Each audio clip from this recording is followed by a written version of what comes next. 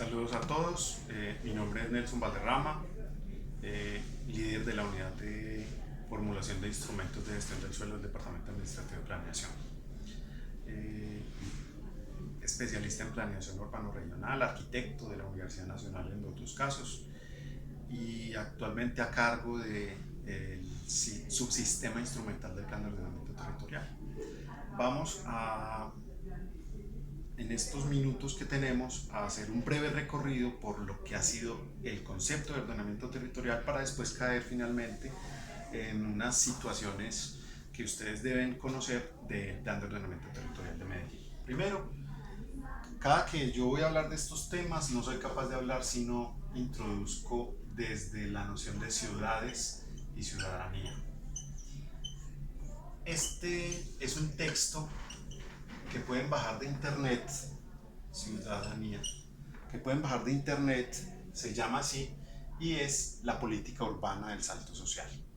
Esta política urbana del salto social tiene, entre muchos aportes, la noción de lo que son los atributos y las dimensiones. ¿De qué? Pues del ordenamiento territorial. Vamos a empezar por las dimensiones. La política urbana identificó, vuelvo y les repito, es muy importante que se lean esto, o en la biblioteca pública piloto también lo encuentran.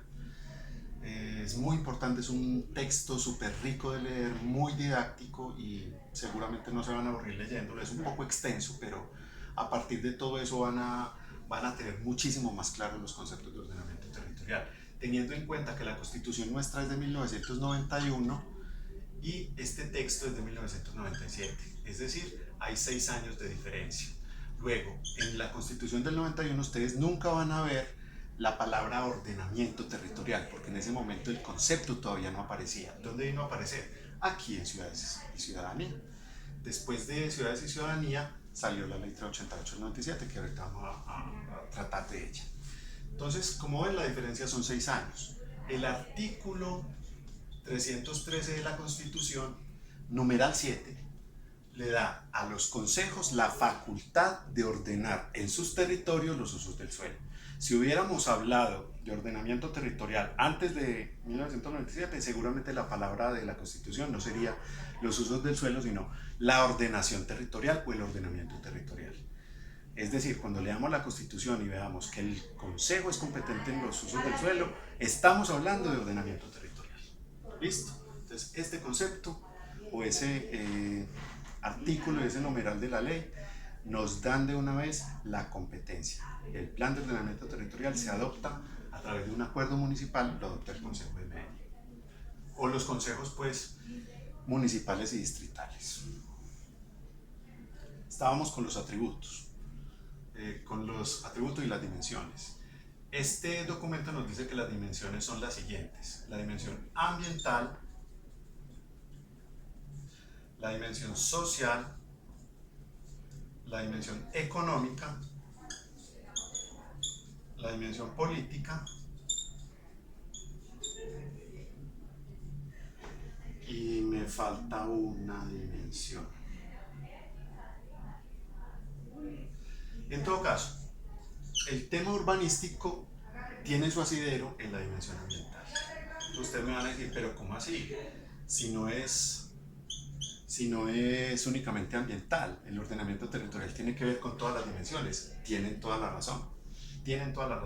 Hay dos leyes que son absolutamente importantes en este tema. Es la ley 142 y la ley 388 del 97. Esas dos leyes le dan a cada uno de los dos instrumentos más importantes que tiene la municipalidad, que son el plan de desarrollo y el plan de ordenamiento territorial, sus competencias. Y le dice al plan de desarrollo: señor plan de desarrollo, usted es competente en el desarrollo económico, en el desarrollo social, y usted me traza lo político del Estado. Y le dice el Estado entendido como el municipio, la gobernación o la nación, en sus diferentes ámbitos. Y le dice, y le dice a la ley 388, usted es la competente en determinar el tema urbanístico desde el plan de ordenamiento territorial. Ahí es donde se juntan las dos. Ese es el link entre la ley 388 y la ley 142. Quiere decir que la planificación territorial, a través de esos dos instrumentos, sí tiene un asidero, digamos, de corte constitucional, que son esas dos leyes que acabamos de mirar. También nos dice la política urbana los atributos. Como ustedes se dan cuenta, el tema urbanístico, que sí es táctil, es decir, sí se puede tocar, las otras dimensiones no se pueden tocar. Ahorita no se preocupen todavía con que yo me iré acordando de cuál es la otra dimensión, porque son 5 dimensiones, no me acuerdo de la quinta. Los atributos son lo que se toca, los atributos son lo físico. Entonces, en los atributos están las vías, en los atributos está la vivienda, en los atributos está el espacio público, en los atributos están las centralidades, en los atributos está el patrimonio, que es cultural, pero aquí estamos hablando del patrimonio cultural inmueble, y los equipamientos.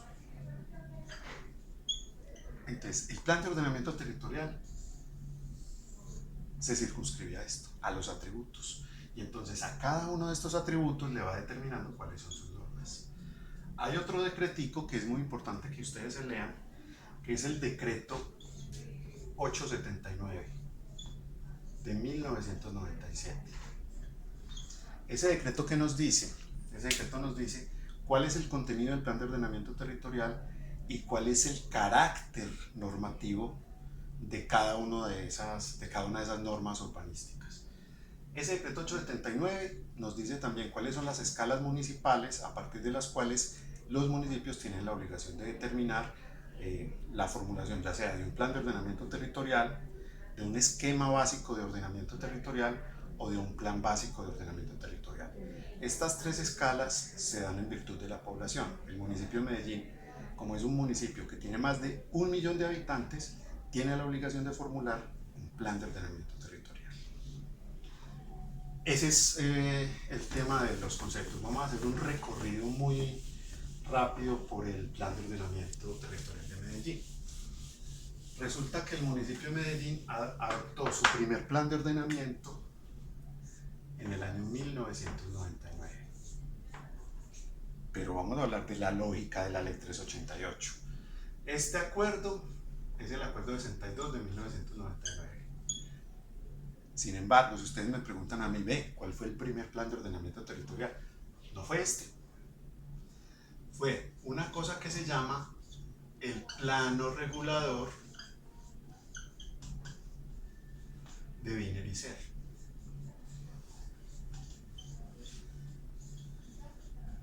Paul Lester Wiener era un austriaco, José Luis Ser era un español, que juntos hicieron en 1950 la primera apuesta del municipio de Medellín a lo que era una concreción general de un modelo de, pues sí, llamémoslo de ordenamiento, de un modelo de ocupación para la ciudad de Medellín.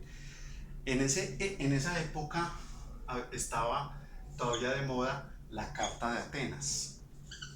La Carta de Atenas tiene un enfoque funcionalista.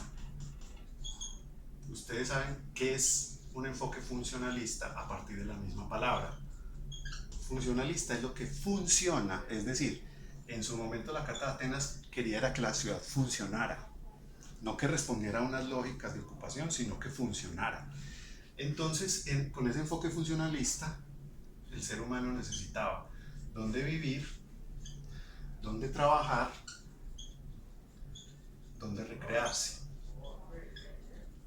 Y aparece un plano, que es el primero, el que llaman plano regular de Wiener y Ser, que va demostrando en la ciudad dónde se localiza lo residencial, lo industrial y el espacio público, ¿sí? Mediado por una lógica que para el plano regulador es muy importante y es el tema de la movilidad. Todo el corredor del río, por ejemplo, estaba previsto ahí. Lo que son las vías 33, Colombia, San Juan, la 80, los dos núcleos, las dos laterales del río Medellín estaban previstas como ejes de movilidad desde el plano regulador de Wiener y Ser. Es Es decir, nos demostró que la ciudad se podía ordenar, ¿cierto? Ese fue el primer acercamiento a ese plano regulador. Después vino el Acuerdo 38 del 90. Entonces ustedes me van a decir, pero el Acuerdo 38 fue antes de la Ley 88. Claro, el Acuerdo 38 del 90 era un estatuto de usos del suelo, urbanismo y construcción. Ese estatuto nos dijo cuáles eran los usos, cuáles eran los aprovechamientos, cuáles eran las obligaciones, y se atrevió a determinar unos instrumentos complementarios en algunas partes de la ciudad, y todavía no existía la Ley 88, ni existía el Acuerdo 62. Es decir, el municipio ya tenía unas apuestas territoriales de corte de ordenamiento territorial, incluso antes de la Constitución Política. Esto fue en 1990. Si me preguntan a mí, a este servidor, yo te digo, el Acuerdo 38 era un plan de ordenamiento territorial, no con las lógicas ni la metodología establecida por la ley, ni todo lo demás, pero sí tenía un acercamiento a lo que hoy consideramos como plan de ordenamiento territorial. De hecho, fue fundamental en la concreción del Acuerdo de Sentido del 99, que fue el primer, ya ahí sí, plan de ordenamiento territorial. Importante, se me había olvidado mencionar, el plano regulador de Viner y Ser tiene especialidad en los usos. Es decir, era muy importante para el plano regulador que un territorio de la ciudad se comportara de tal manera. Por ejemplo, el área industrial de Guayabal, toda estaba prevista en el plano regulador como industrial, ¿cierto? Y habían unas áreas alrededor de ese territorio que se determinó como industrial que tenían algo que ver con la ciudad jardín, que es aquella ciudad donde vos vivís, pero no donde trabajás, ¿sí? Entonces, esos territorios son los que hoy en día vemos a todo alrededor de la avenida Guayabal, que son industriales. Está Shelmar, está la clínica, está la Noel, perdón, la fábrica de galletas y una serie de industrias que vienen de territorio desde... Es muy importante porque esta especialidad en el uso no es la lógica que trae ni el Acuerdo 62 ni los sucesivos instrumentos, porque tienen unas lógicas completamente distintas, pero como esto estaba bajo el enfoque funcionalista, recuerden que el enfoque funcionalista hablaba era de dónde yo trabajo, dónde yo duermo, dónde me recreo, era lo que yo necesitaba para eso. Nos olvidamos de esta vaina y empezamos de una vez aquí. Este acuerdo fue el primero en Colombia que determinó para una ciudad capital de las características de Medellín su plan de ordenamiento territorial. ¿Cuál es su gran apuesta? Pues precisamente esa, que fue el que inició todo ese proceso de ordenamiento territorial en el país. La ley preveía que era un plan de ordenamiento, pero no lo había desarrollado. El Acuerdo de Sentidos es el primero en todo el país que desarrolla los postulados de la Ley 388 del 97, que recuerden que está asociada con la política urbana del salto social. Por eso es que es tan importante desde la ley irnos más atrás de lo que la inspira la ley y lo que se materializa pues finalmente en el plan de ordenamiento territorial. Ahí empezamos a hablar de tratamientos. Vamos a hablar de ese tema de los tratamientos, que es el mismo que se repite en los otros planes de ordenamiento, porque fue la gran apuesta del Acuerdo de Sentidos. Cuando ustedes van donde el médico y el médico les dice su tratamiento es tal, el médico llega a ese tratamiento porque usted le mostró una patología. Es decir, él le dijo a usted cuál es su enfermedad, qué es lo que usted tiene, qué es lo que usted está padeciendo y cómo hace para curarlo. El plan de ordenamiento se comporta como ese médico y te dice, el tratamiento tuyo es este. Entonces, los tratamientos vienen desde el decreto 879 y son consolidación, conservación, renovación, redesarrollo. En el Acuerdo 62 del 99 existía ya no existe. redesarrollo, mejoramiento integral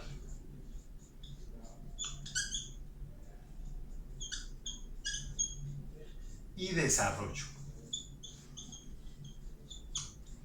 Cada uno de ellos a su interior, sobre todo el tema de desarrollo y el tema consolidación, tienen unas particularidades específicas que determinan unos niveles, que ahorita los vamos a ver. ¿Cuál es la patología? La patología era una cosa que llamamos, o es una cosa que llamamos, zonas morfológicamente homogéneas. Es decir, comportamientos homogéneos en un territorio de la ciudad. Entonces, la gran mayoría del municipio de Medellín es de consolidación. El acuerdo 62 del 99 tenía 3 niveles. El nivel 1, el nivel 2, el nivel 3. El 1 es para las áreas que cumplen el modelo de ocupación. Modelo que yo voy a poner. Es decir, son áreas que tienen una buena prestación de los servicios públicos. Vamos a empezar a examinar los atributos de los que estamos hablando ahora. Tienen buenas condiciones de servicios públicos, buenas condiciones de movilidad, las condiciones de la vivienda son buenas, la ocupación se desarrolló en términos formales, etcétera, etcétera, ¿sí? El nivel 2, el que cumple el modelo de ocupación pero tiene una o varias falencias, es decir, un territorio que, por ejemplo, se desarrolló adecuadamente pero no tiene suficiente espacio público. Ese sería el nivel 2. Y el nivel 3 es el que se va acercando a la precariedad, cuando no solamente uno de los atributos, sino varios de los atributos se están comportando de manera inadecuada al plan de ordenamiento o al modelo de ocupación. Ese ya toca el nivel 3. Si siguiéramos en esa lógica, entonces el cuarto nivel sería el mejoramiento integral, que ya es los asentamientos precarios. Qué palabra tan fea. No, es una palabra absolutamente técnica. Viene desde la CEPAL. Y la Organización de las Naciones Unidas la ha acogido como tal. Los asentamientos precarios son aquellos territorios de las ciudades que tienen ocupaciones informales, no son formales. O sea, si hay una ocupación formal, esa no es un asentamiento precario. Es un asentamiento que tiene unas condiciones de desarrollo incompleto e inadecuado, como los llamamos en Medellín, sino que son áreas formales, ¿cierto? En este caso, si los asentamientos son precarios, no fueron objeto de ocupación a través de ocupaciones informales. Y por lo general, los atributos de los que hablábamos ahora están graves o tienen graves problemas. Es decir, no hay espacio público, no hay servicios públicos, las condiciones de las fuentes hídricas están entrando en deterioro, las condiciones de la vivienda no le dan unas condiciones de desarrollo a la población, etcétera, etcétera. Ese es el mejoramiento integral. Conservación es el suelo patrimonial. En el caso del municipio de Medellín, en el acuerdo de sentido del 99 teníamos uno solo, que era el barrio Prada.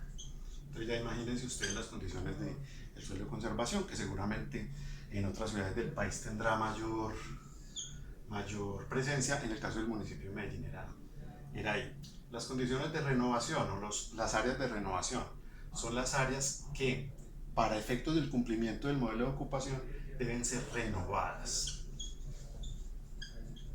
Cuando hablamos de renovadas, quiere decir que por ahí va a pasar un bulldozer y va a acabar con todo lo que está establecido, porque allá hay condiciones sociales preocupantes, porque las condiciones de las actividades económicas y productivas que se están desarrollando allá no son las óptimas para el modelo de ocupación, porque las construcciones ya están entrando en franco deterioro, etcétera, etcétera. Ese es el suelo de renovación. La diferencia con el redesarrollo es que en el redesarrollo no necesariamente pasa el bulldozer, sino que utilizo la infraestructura instalada para generar esa nueva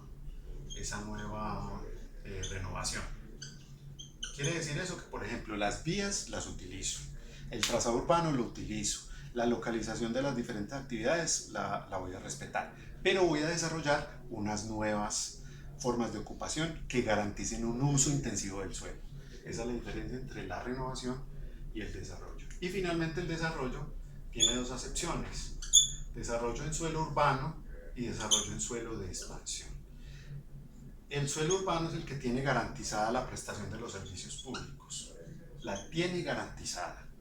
Y el suelo de expansión es aquel que para tener garantizada la prestación de los servicios públicos debe hacer unas obras de infraestructura, como por ejemplo dotación de un tanque, por ejemplo. Por lo general en desarrollo urbano no tengo que dotar de tanques o de redes en ese sentido. Pues sí hay que dotar las redes para que llegue al desarrollo habitacional, pero el municipio tiene garantizada la prestación a través de la empresa prestadora del servicio, que es EPM. En este caso no.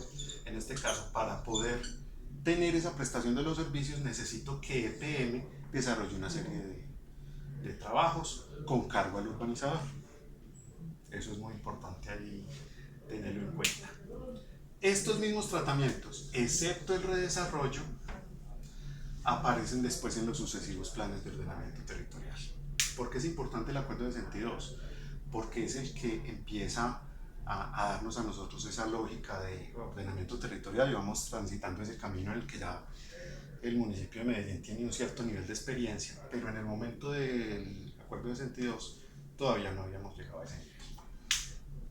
Viene después, y eso lo van a ver en el decreto 879, la revisión de corto plazo que desarrolló el acuerdo 46 de 2006. Aviso parroquial. Miren el decreto 879 y la letra 88 y hay tres tipos de normas. Las normas estructurales, las normas generales y las normas complementarias. ¿Cuáles son las normas estructurales? La más estructural de todas es el modelo de ocupación territorial. ¿Qué es eso del modelo de ocupación territorial? Es cómo la ciudadanía, que es la que construye de manera colectiva el plan de ordenamiento, se imagina la ciudad. Entonces eso se concreta en una norma que se llama modelo. Esa norma tiene una consideración muy especial, que es el perímetro urbano. Este perímetro urbano es estructural. Cuando es estructural tiene una vigencia de mínimo 12 años. Las normas generales tienen una vigencia de mínimo 8 años. Y las normas complementarias tienen una vigencia de mínimo 4 años. ¿Sí? Las normas generales, entonces aquí les di un ejemplo de las normas estructurales. Las generales son, por ejemplo, los usos del suelo. Recuerden que ya no es tan importante el uso del suelo como lo habíamos visto en el modelo de Wiener y Serre, porque el uso se supone que ya tiene que ver con la plataforma competitiva de la ciudad. Ahí es donde se materializa el uso, ¿cierto? Y la plataforma económica de la ciudad puede ser cambiante. Entonces no tendría sentido que el plan de ordenamiento territorial sea el obstáculo para que la ciudad se desarrolle de alguna manera. Por eso estamos hablando de una norma general. El tratamiento, acabamos de ver los tratamientos, también es una norma general. Las obligaciones urbanísticas y los aprovechamientos. Los aprovechamientos son la cantidad de metros cuadrados que yo puedo construir. En el caso del municipio de Medellín se da a través de tres variables: por altura, por índice y por densidad.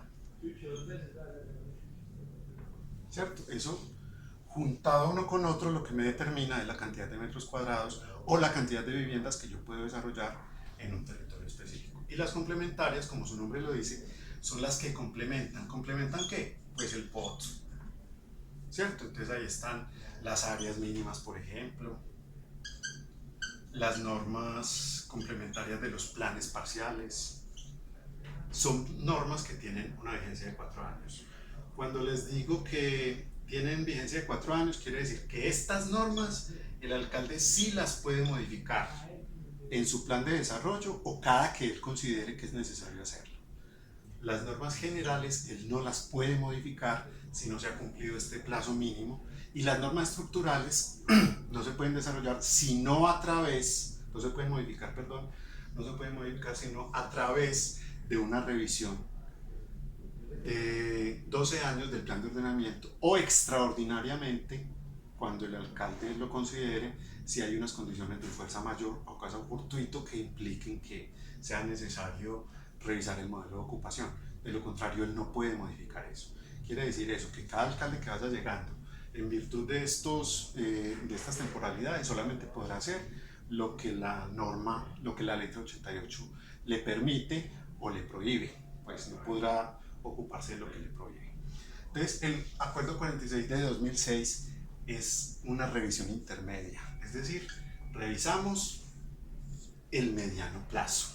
Este es el largo plazo, este es el mediano plazo y este es el corto plazo. Entonces, hicimos una revisión ordinaria del mediano plazo. ¿Qué se revisó? Pues revisamos todo esto que les acabo de decir. Revisamos los usos del suelo y hay una apuesta muy importante que se llama sana mezcla de usos. Ya el uso no es especializado, es una sana mezcla de usos. ¿Qué es sano? ¿Cuándo deja de ser sano? Pues cuando un uso impacta directamente al otro e impide que el otro tenga unos desarrollos adecuados a lo que ese uso permitiría. Si un uso impacta al otro, entonces ya no es sano. Entonces quiere decir que ya no debería estar ahí. Esa es la lógica de la sana mezcla de usos. Los aprovechamientos, los miramos, las obligaciones urbanísticas, los tratamientos. Y ya en este acuerdo desapareció el tratamiento de redesarrollo. ¿Por qué desapareció el tratamiento de redesarrollo? Porque finalmente el principio es el mismo del tratamiento de renovación urbana. Y salió una ley del gobierno nacional que juntaba los dos. A nivel anecdótico les cuento que lo que para el gobierno nacional es redesarrollo, para nosotros es renovación, y para lo que para el gobierno nacional es renovación, para nosotros es redesarrollo. Pero eso no importa, no es que estemos incumpliendo la ley, sino que hay conceptos que debemos todavía armonizar con lo que está previsto en la reglamentación nacional. Y finalmente, eso fue lo que hicimos en el Acuerdo 46. No tocamos el modelo, no tocamos el perímetro. Hay una cosita muy importante que a mí como servidor me satisface, y es que se incorpora en este acuerdo el sistema habitacional como un componente de largo plazo del plan de ordenamiento territorial. Todavía no había aparecido el sistema habitacional como se hablaba de la vivienda, pero recuerden que la vivienda sola no hace nada. Usted para poder vivir necesita no solamente la vivienda, sino el espacio público, el entorno, el contorno. Usted no hace nada si tiene una casa pero no tiene donde estudiar, no hace nada si tiene una casa pero no tiene donde trabajar, no hace nada si no tiene donde divertirse, ¿sí?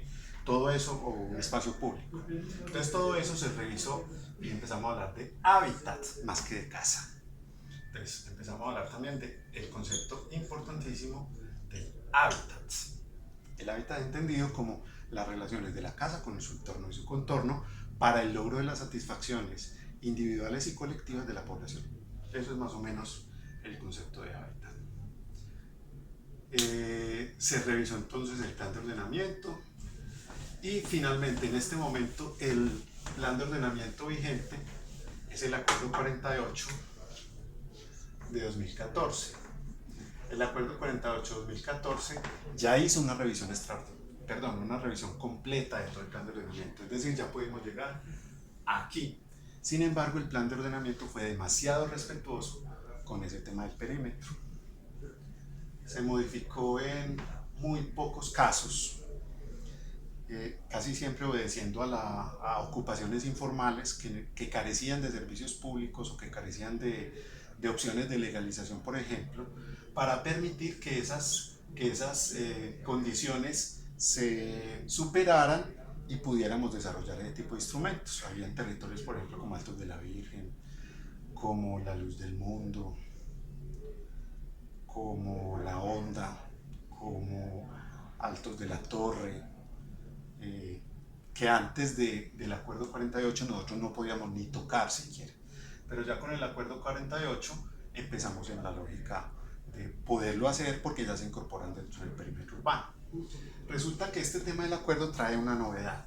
Vamos a suponer que este es Río Medellín, que este es la zona nororiental, la oriental, la occidental, corregimiento Santa Elena y corregimientos occidentales. El Acuerdo 48 dice: voy a desarrollar los instrumentos complementarios del plan de ordenamiento a través de una cosa que se llama áreas de intervención estratégica. Y me definió 10 áreas de intervención estratégica. Vamos a contarlas. El río, 1. La quebrada de la Santa Elena, perdón, 3. Río Norte, Río Centro y Río Sur. 1, 2, 3. La quebrada de la Santa Elena, la quebrada de la Iguaná, sus territorios específicos, 4 y 5. Se llaman transversalidades. Transversalidad de Santa Elena, transversalidad de la Iguaná. Bordes, borde oriental, borde occidental y San Antonio de Prada. Entonces vamos aquí en la 5, la 6, la 7, la 8, y en estos otros territorios que estamos viendo en blanco determinó otra serie de instrumentos. Ya ahí entramos a lo que es el paquete instrumental del plan de ordenamiento, que ahorita voy a tomar 3 minutos para hablar de ese paquete instrumental. Cada una de estas áreas de intervención estratégica se desarrolla a través de macroproyectos. Y los macroproyectos desarrollan todos los componentes que se vayan a delimitar en su interior. Es decir, sobre todo en esta zona sur de la ciudad, de todo el corredor del río, y en el centro hay muchos planes de renovación urbana. Entonces el macroproyecto debe desarrollar los planes parciales que están al interior de cada uno de los macroproyectos. Y lo mismo tienen que hacer todos los macroproyectos cuando se trata pues de esta ocupación. Me están preguntando que de dónde salen los otros dos. Salen de aquí y de aquí. Ahí están las 10 áreas de intervención estratégica. O sea, los bordes, hay un borde al norte y un borde al sur, ¿cierto? Y están delimitados por la Santa Elena y la Iguaná. De allá hacia el sur es una área de intervención estratégica, de allá hacia el norte es otra área de intervención estratégica, y ahí tenemos las 10 áreas de intervención estratégica. Vamos a hablar de los instrumentos. Aquí yo les estoy dando, los estoy, mejor dicho, convocando o convidando a que se lean esos instrumentos. Les estoy provocando situaciones para que ustedes vean la necesidad de entrar a hablar de entrar a leer cada uno de los instrumentos, que son bastante ricos. El plan de ordenamiento, entonces, en su revisión extraordinaria del acuerdo 48, definió un sistema de instrumentos, es el más fuerte. Hacia atrás, nosotros podemos decir que no había un subsistema de gestión para la equidad tan fuerte como el que tenemos en este momento. Dijo el plan de ordenamiento territorial: usted va a definir unos instrumentos de planificación, unos instrumentos de intervención del suelo, pero permítanme a mí cambiarle el nombre a los instrumentos de intervención del suelo y llamarlos instrumentos de gestión y los instrumentos de financiación. ¿De financiación de qué? No de cualquier cosa, del ordenamiento territorial, o sea, de la concreción del modelo de ocupación territorial. Las tres tipologías de instrumentos son precisamente para concretar el modelo de ocupación territorial, eso se deduce. Nos dijo el plan: en los instrumentos de planificación vas a tener 3 niveles. El primer nivel, adivinen cuál es. El POT es el primer nivel. Él está en el nivel superior, es decir, en la escala más alta del ordenamiento territorial para el municipio de Medellín. Ese es el instrumento fundamental para la ordenación territorial. En el segundo nivel están los macroproyectos, que ya vimos esas áreas de intervención estratégica, los proyectos urbanos integrales de ámbito ladera. Si ustedes recuerdan, borré el esquemita, quedaban unas áreas sin un instrumento específico. Esas áreas impactan con el proyecto urbano integral de ámbito ladera y el distrito rural campesino. Estos son los 3 instrumentos de carácter complementario de primer nivel. Los instrumentos de estos son los de segundo nivel. El primer nivel es el POT, el segundo nivel son estos. Y los de tercer nivel son toda la cascada de instrumentos complementarios que tienen que ver con estos. Ahí están metidos los planes parciales, los planes maestros, que es lo que antes llamaban APIs, los planes de legalización y regularización urbanística, el plan especial de manejo y protección patrimonial, las unidades de planificación rural. Estos son los instrumentos de tercer nivel. Vienen después los de intervención del suelo, que les estaba diciendo que yo prefiero llamarlos de gestión, porque son a los que yo puedo acudir para que estos otros sean viables. Entonces aquí, por ejemplo, entre muchísimos otros, están las unidades de actuación urbanística, está el reajuste de suelos, la integración inmobiliaria, que estos cambian la estructura del suelo y de ahí el nombre de intervención del suelo. Es decir, yo puedo tener un predio, pero si acudo a alguno de estos instrumentos, ese predio se me puede fragmentar, o si me junto con otro o con toda la manzana, estoy hablando de alguno de estos instrumentos. Por eso son de intervención del suelo y yo los llamo realmente de gestión. El nombre de mi unidad alude directamente a la gestión, no a la intervención del suelo, porque no es el único mecanismo. Y hay otros que son de carácter, digamos, administrativo jurídico. Está, por ejemplo, el anuncio del proyecto, que tiene un propósito, que es congelar el valor del suelo para evitar especulaciones. Ah, ¿eso congela el valor? Sí. ¿Y a quién se lo congela? A todos. Muchas veces por una obra pública o una obra de interés general, el valor del suelo sube. Entonces eso afecta no solamente las diferentes ventas que se vayan a desarrollar entre particulares, sino también cuando el municipio va a ir a comprar. Entonces el municipio, por una obra suya, anuncia el proyecto y el efecto es que ese avalúo de referencia antes del proyecto es el valor comercial. Entonces, a partir de eso y a los cambios pues, que se puedan dar en la estructura monetaria, es donde se estaría reconociendo el valor de la propiedad. Ese es un instrumento, es bastante fuerte. Aquí están las expropiaciones también. Están las expropiaciones por la vía administrativa, están las expropiaciones de carácter judicial, está todo tipo de expropiaciones, todo ese listado de instrumentos que es bastante rico en el listado. Lo encuentran, les voy a decir ya mismo en qué artículo, lo encuentran en el artículo 486 del Plan de Ordenamiento Territorial. Está la afectación por obra pública, que era de la que hablábamos ahora en la Ley 9 del 89. Quiere decir que si yo voy a utilizar ese instrumento tengo una obligación, y es escribir en el folio de matrícula inmobiliaria la obra que voy a desarrollar allí. Esa es la afectación por obra pública. El propósito que tiene es que le da al municipio un plazo, y si el municipio en ese plazo no desarrolla la intervención, pues simplemente se levanta la afectación. Están los bancos inmobiliarios, está el derecho de preferencia. El derecho de preferencia es muy importante porque no sé si ustedes habrán escuchado hace unos 2 años el escándalo con las falsas VIP. Algunas personas en el municipio licenciaban proyectos destinados a vivienda de interés prioritario y resulta que no eran tan prioritarias, sino que había que pagar un contrato de 40 millones de pesos para ser acabados y comprar un parqueadero que valía otros 40 millones de pesos. Entonces juntaba los 40 más los 40 más los 40 y una vivienda que debía valer 40 terminaba valiendo 120. Eso es lo que se llamaba falsa VIP.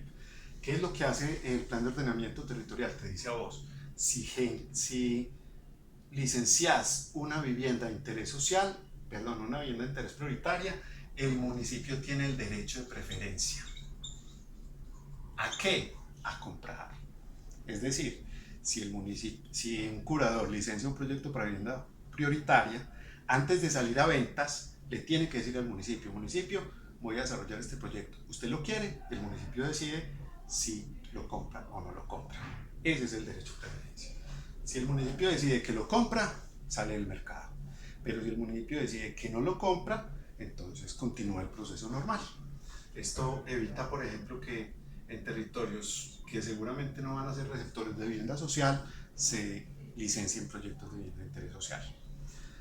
Está el desarrollo prioritario, que tiene un efecto parecido al de la afectación por obra pública, las enajenaciones, las integraciones. Son más o menos los instrumentos. Y los instrumentos financieros, como su nombre lo dice, los encuentran después del artículo 499 del POT, son los que están encaminados a financiar toda esta vaina. Es decir, ahí está la transferencia de derechos, está reglamentada recientemente por el municipio de Medellín, la pueden encontrar en la página web del municipio de Medellín. Está la venta de derechos de construcción, perdón, disculpan, tuve una pequeña equivocación. La transferencia está en proceso de adopción. La que está adoptada en este momento es la venta. Y este decreto lo pueden bajar. Hay unas zonas de la ciudad que el plan de ordenamiento les da un índice, pero pueden desarrollar índices adicionales. No en toda la ciudad se puede hacer eso. En las áreas que están determinadas como receptoras de derechos, pueden comprar derechos adicionales de construcción. ¿A quién se los compran? Al municipio. ¿Es obligatorio? No. Si usted no los va a utilizar, no los compra. Si usted los compra y los deja vencer, pues también hay un proceso. Pero si usted va a utilizar simplemente el índice que el plan de ordenamiento le determina y no va a utilizar nada más, no tiene que comprar nada más. Usted lo compra si lo necesita. Está la valorización, está la participación en plusvalía. La participación en plusvalía es un instrumento bastante complejo porque la participación en plusvalía significa que el municipio solamente la puede captar cuando hay una venta, cuando hay una licencia. De lo contrario, el municipio no puede captar la plusvalía. Es decir, ¿cuándo la capta? Cuando el propietario de la vivienda, que es sujeto de la plusvalía, la va a vender, o cuando quiere construir una situación adicional a la que se presenta pues en este momento. Está el pago en especie, que es una forma de participación en plusvalía, y hay otros instrumentos como el pago por servicios ambientales. A mí este instrumento me gusta mucho porque hay unos territorios de la ciudad de los cuales nosotros nos aprovechamos. Usted cuando está respirando utiliza oxígeno, y para utilizar ese oxígeno resulta que hay unos árboles que lo tienen que producir. No todos los árboles que tenemos en la ciudad son capaces de producir el oxígeno que nosotros, los 3 millones de habitantes de Medellín, necesitamos para respirar. Entonces vamos a las áreas ambientales. En esas áreas ambientales hay gente que tiene considerables hectáreas de terreno sembradas que producen el oxígeno que nosotros necesitamos, o por las fuentes hídricas también producen allá el agua que nosotros necesitamos para alimentarnos, y sin embargo esos predios no tienen ningún tipo de compensación. Ese es el pago por servicios ambientales. Si usted tiene esos servicios, usted tiene que mostrar que su predio da esos servicios ambientales al municipio para evitar que la huella ecológica siga creciendo. La huella es como lo que el municipio va materializando como una huella en el territorio de la ciudad y el adyacente, para demostrar qué es lo que se va consumiendo para que nosotros podamos subsistir. Entonces, en virtud de eso aparece el pago por servicio ambiental. Está reglamentado para las fuentes hídricas. Vamos a continuar con los otros procesos. Y hay otra serie de instrumentos, como les digo, los pueden encontrar en el artículo 499. Ese fue un barrido muy rápido que lo que busca fundamentalmente es provocarlos a ustedes en las lecturas para que avancen, digamos, en esas lecturas importantes de lo que son los instrumentos de planificación, pero también de dónde vienen esos instrumentos de planificación, para que no los veamos de manera aislada, sino que los entendamos en un contexto normativo y en un contexto ideológico.